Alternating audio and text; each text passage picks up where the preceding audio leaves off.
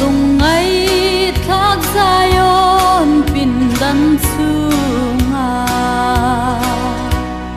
kalal pan athisen na semin tuti ang lung ngay chum pui jing chuan kalal kha phangina lorum ti o nang ni Jerusalem teu a khongai in chan kha shaula innatin rengati dam sak cheu alung ngai na haider lusu Jerusalem kulpon lama chuanin sol nei thi danani lo anti ma se ente kalvari kong lam so mi pui zinga kalal pa kamu o nang ni Jerusalem teu a khongai in chan kha shaula innatin rengati dam sak cheu alung ngai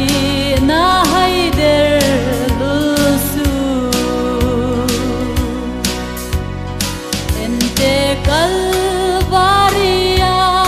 theng tak ngial do eng tin nge mo kati ta kang le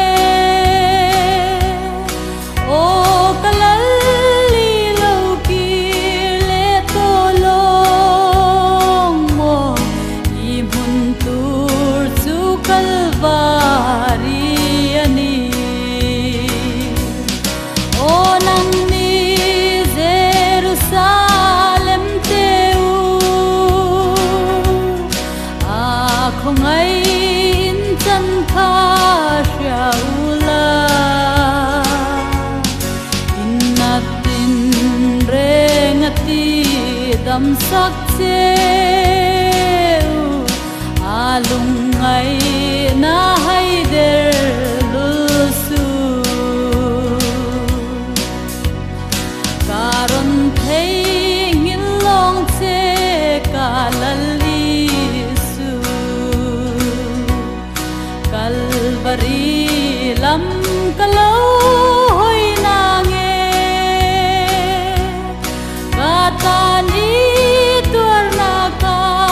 thin lung su nga ka nuk cha thengin ka re rengang o nang ni Jerusalem teu a khongai in chan kha shaula innatin rengati dam sak che